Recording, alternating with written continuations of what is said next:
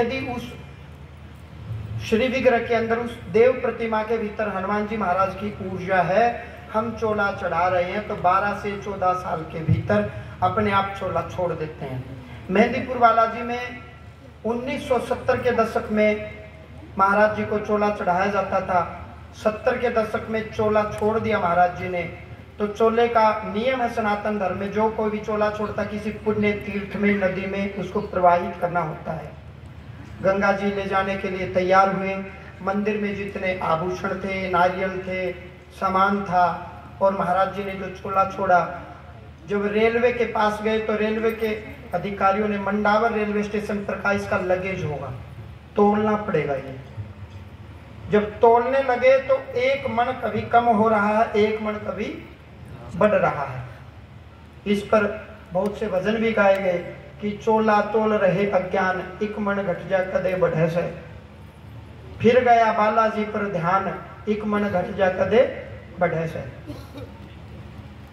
चोला तोल तोल के हारे और बजरंग बाला खेल दिखारे। फिर गया बालाजी पर ध्यान, चोला तोल रहे अज्ञान, 1 मन घट जा कदे बढ़े है। भगवान के चोले को कौन तोले? वो कभी घट रहा है, कभी बढ़ रहा है। तो रेलवे के अधिकारियों ने कहा भाई ये कैसे ले जाओ।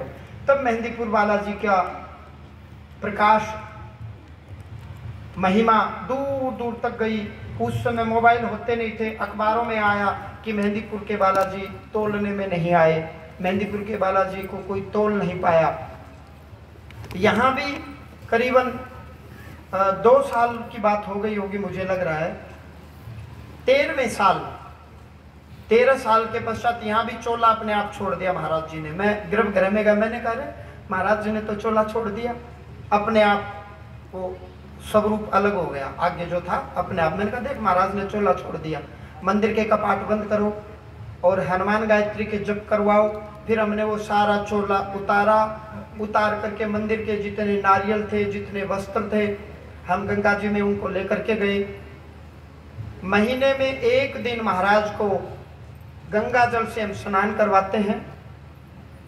श्री विग्रह को स्पर्श नहीं करते। देव प्रतिमा को छूने से, स्पर्श करने से उसकी ऊर्जा खत्म हो जाती है, एनर्जी। आपने देखा होगा हम दूर से प्रणाम करते हैं, शीशा लगा रखा है, महाराज को स्पर्श नहीं कर सकते। तो हमने क्या किया, यहाँ आए, पुनः चोला चढ़ाया गया। महीने में 1 दिन गंगा जल से स्नान करवाते हैं महाराज जी को। कुंडी में वो जल एकत्रित हो जाता है, वही जल रोगी और मरीज फ्री ऑफ कॉस्ट आप अपने घर लेकर के जाते हो। हम कहते हैं ना कि जल लो, तो वो जल क्या है? बालाजी के स्नान का जल है वो, हनुमान जी महाराज का। क्योंकि राम रसायन तुमरे पासा, सदा रहो रघुपति के दासा। ये हनुमान जी महाराज के बारे में बताया गया है।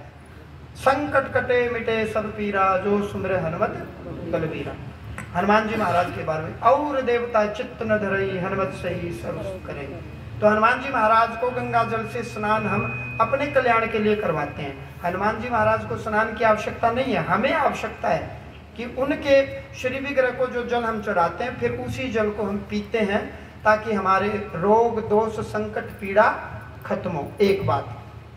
दूसरी बात, उसके पश्चात हम वैदिक मंत्रों के द्वारा एकादशी के दिन महाराज श्री को चंदन चूरा दक्षिण भारत से मंगवाते हैं, बिना केमिकल वाला इत्र मंगवाते हैं, उसमें सिंदूर लेते हैं, चमेली का तेल लेते हैं, शुद्ध देसी गाय का देसी घी लेते हैं और उसका लेप करते हैं। उसके पश्चात सोना और चांदी का वर्क चढ़ाते हैं, फिर पोशाक पहनाते हैं, पगड़ी पहनाते हैं, फिर उनको तिलक इत्यादि करके भोग प्रसाद चढ़ाते हैं।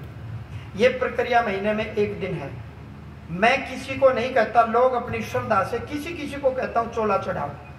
जो चोला चढ़ाते हैं उनको ये चोला हम दान करते हैं।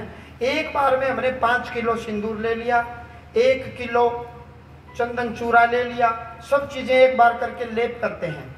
लेप करने के बाद कई बार तो महाराज जी पूरा ही चोला ले लेते हैं, छोड़ते ही नहीं। कई बार थोड़े से चोले में ही काम चला लेते हैं, ज्यादा छोड़ देते हैं। तो जो चोला बचता है उसको डब्बी में रख करके उन भक्तजनों को देते हैं प्रसाद के स्वरूप जो चोला दान करते हैं। उनके नाम और गोत्र से दान करके संकल्प करके ये चोला घर के लिए है। गर्भवती माताएं बहनें नाभि में लगाएं, गर्भ की रक्षा होगी, गर्भ नष्ट नहीं होगा। जिनको संतान नहीं हो रही वो भी नाभि में लगाएं।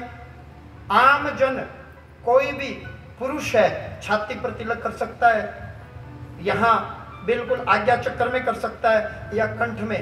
माताएं बहनें यहाँ बिंदी लगाती है तो कंठ में लगाएं।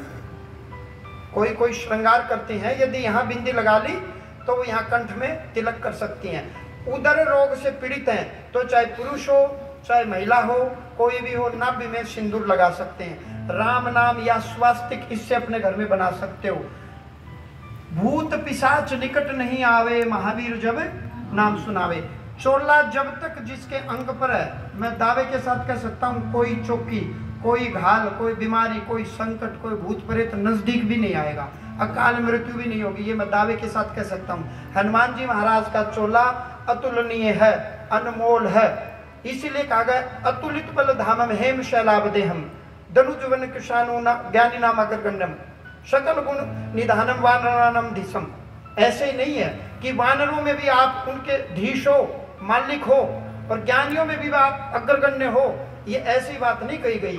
इसलिए कहा गया ओम हम हनुमते नमः, इसीलिए कहा गया है। तो ये चोला जिन्होंने दान किया कौन है बेटा, आओ एक बार। घर से बाहर नहीं देना है, ये आप लोगों के लिए है। शुद्ध जगह रखो इसको, पाठ पूजा की जगह रखो।